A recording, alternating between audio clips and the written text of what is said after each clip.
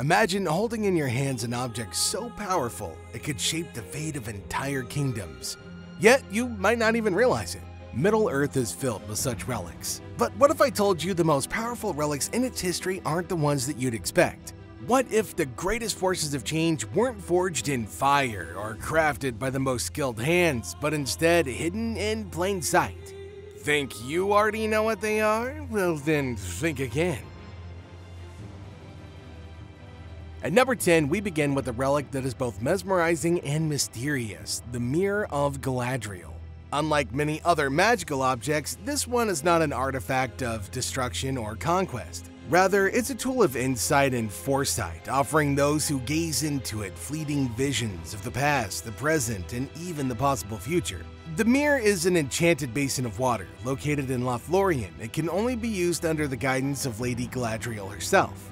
While not inherently dangerous, its power lies in the knowledge that it reveals. But beware, the mirror doesn't show clear answers. Instead, it presents images that are often cryptic, and what it shows may or may not come to pass.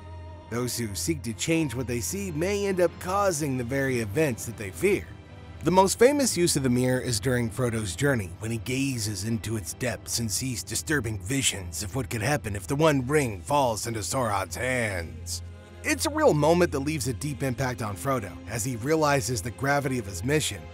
The mirror itself does not alter the course of events, but its ability to reveal hidden truths makes it a powerful relic indeed. In the world of Middle-earth, knowledge can be as deadly as a weapon, and the Mirror of Galadriel offers just that. Knowledge that can change the course of history, for better or worse.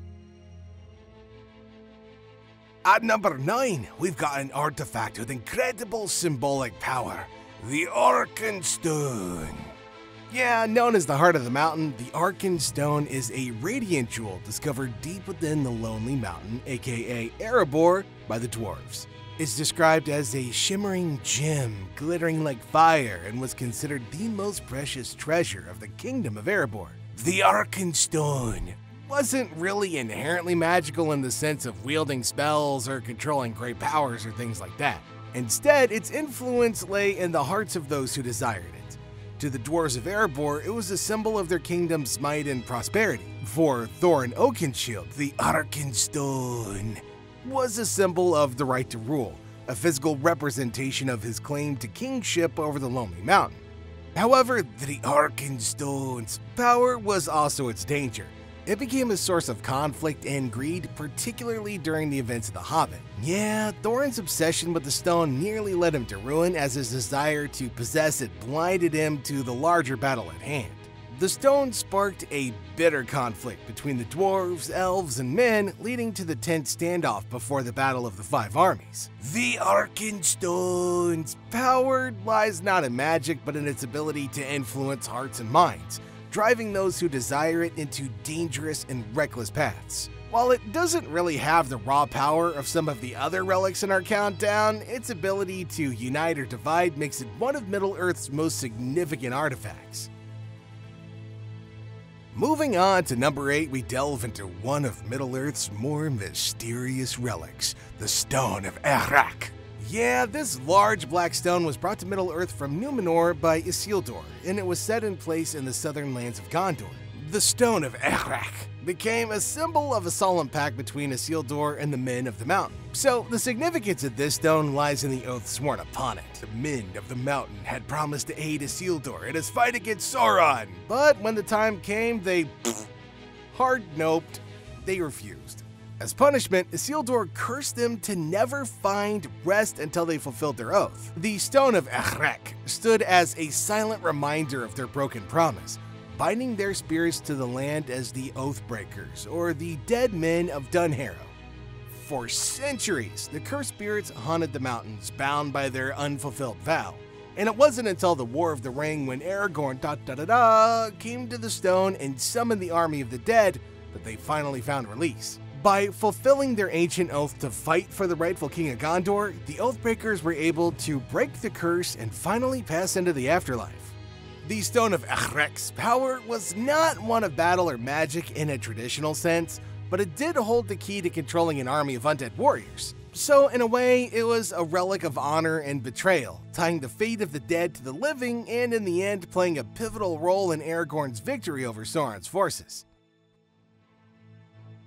At number 7, we arrive at a relic that is less tangible in its magical effects but has an undeniable symbolic power, the White Tree of Gondor. While not a traditional relic in the sense of being an artifact or an object of magic, the White Tree is one of the most important and enduring symbols in the history of Middle-earth. This thing stands for hope, resilience, and the enduring legacy of Gondor. The White Tree is a descendant of the ancient trees of Numenor, which in turn originated from the elven lands of Valinor. So it's like third-generation elf tree. Anyway, these sacred trees carried with them a deep connection to the blessing of the Valar, and their survival was a symbol of the strength and purity of the kingdoms that they grew within. For the people of Gondor, the White Tree was more than just a symbol. It was a reflection of the state of their kingdom. When the tree flourished, so did Gondor. But when it withered and died, as it did when the line of kings was broken, it represented the decline and weakening of the realm. Okay, so when Aragorn was crowned as King Elessar, a new sapling of the White Tree was actually discovered on the slopes of a mountain.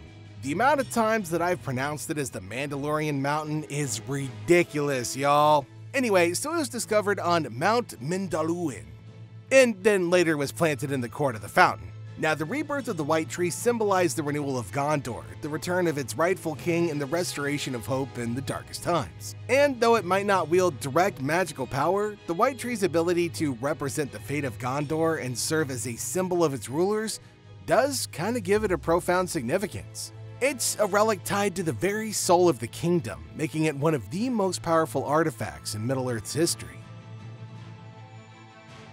At number 6, we got something that kind of made me think of pickles. I'm talking about the Elendil, a star-shaped jewel worn by the kings of Arnor and later by the heirs of Isildur.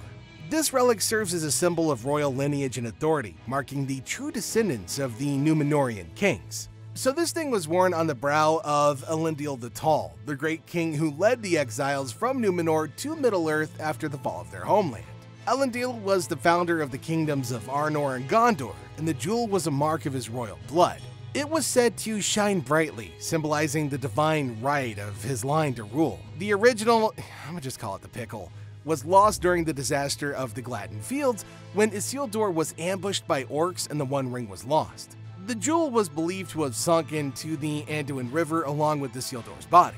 However, a replica of the jewel was later created and worn by the kings of Arnor and eventually by Aragorn when he claimed the throne of Gondor as the last rightful heir of Isildur.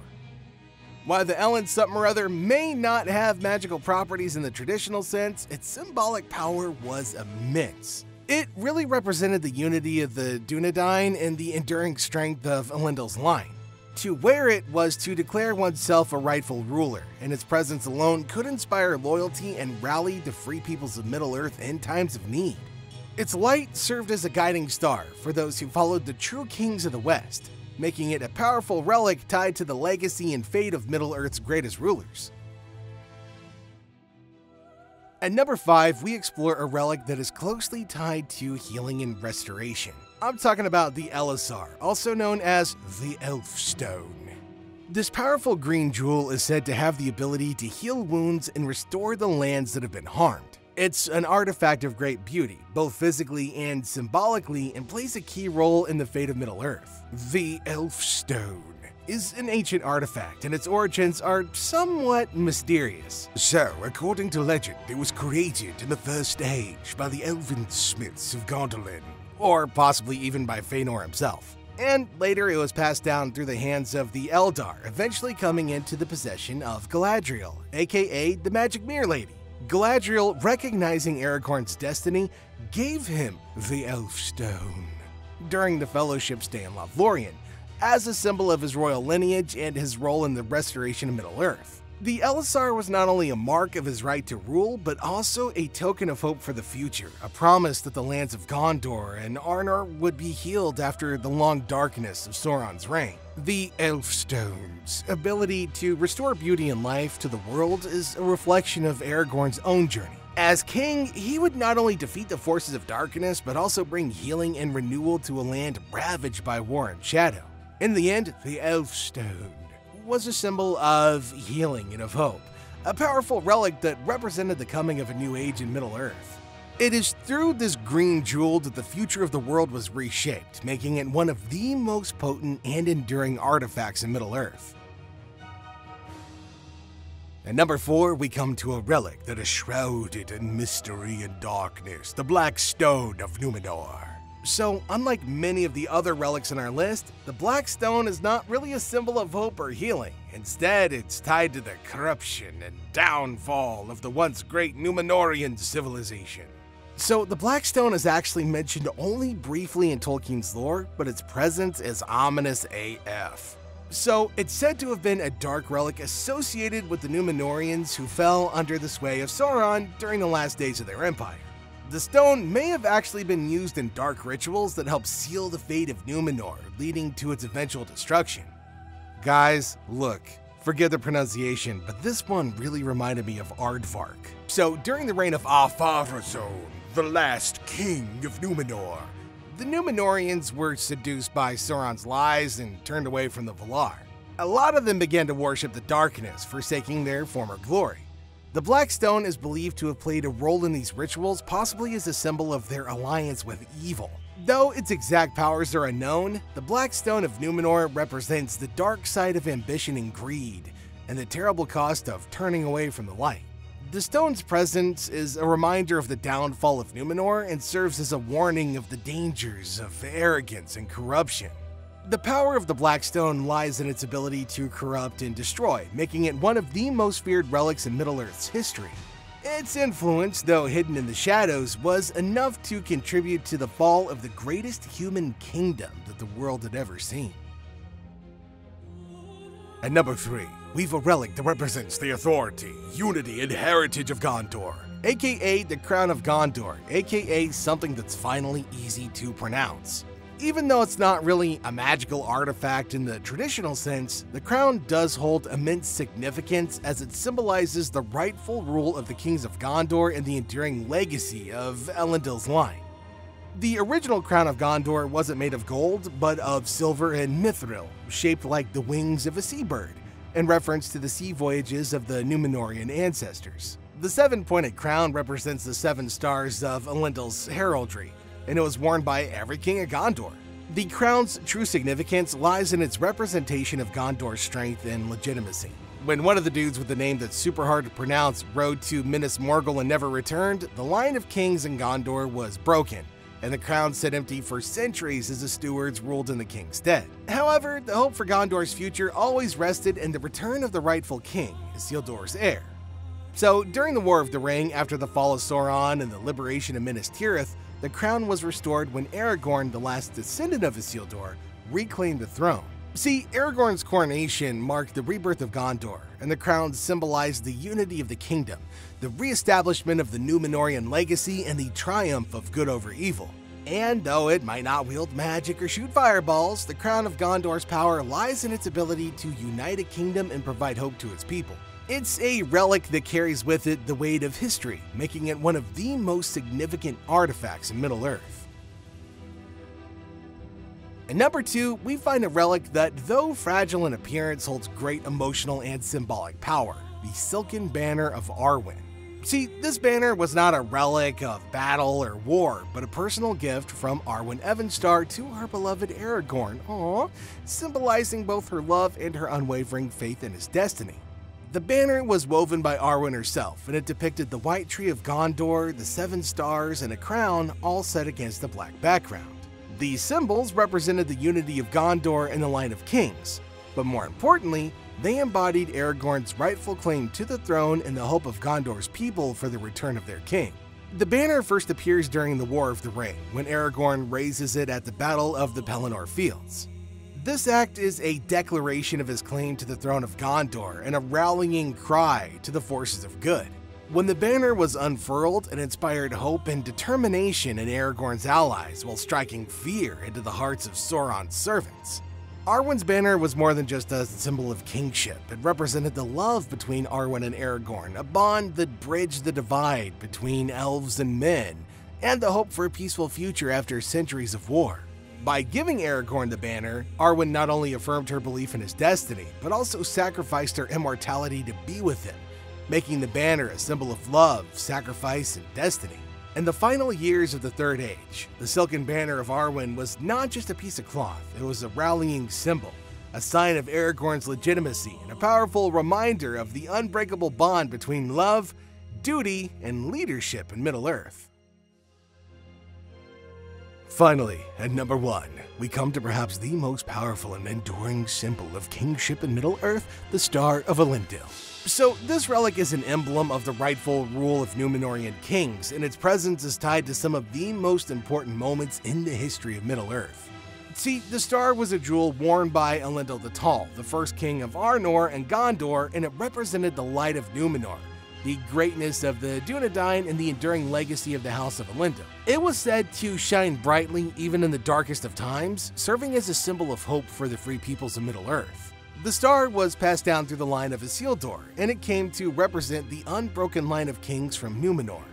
And though Isildur fell at the Gladden Fields, his descendants continued to bear the star as a mark of the royal bloodline.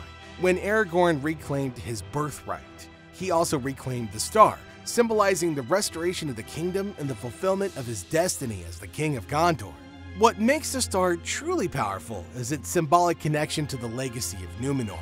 It represents the greatness of the Lost Kingdom, the endurance of its people, and the hope for a new age in Middle-earth.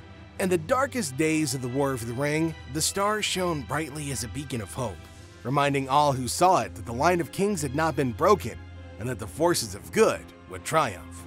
The star is more than just a royal emblem, it's a beacon of hope and leadership, passed down through generations to remind the people of Middle-earth that even in the darkest of times, there's always a light to guide the way. It's the ultimate relic of kingship, making it the most powerful non-magical artifact in the history of Middle-earth.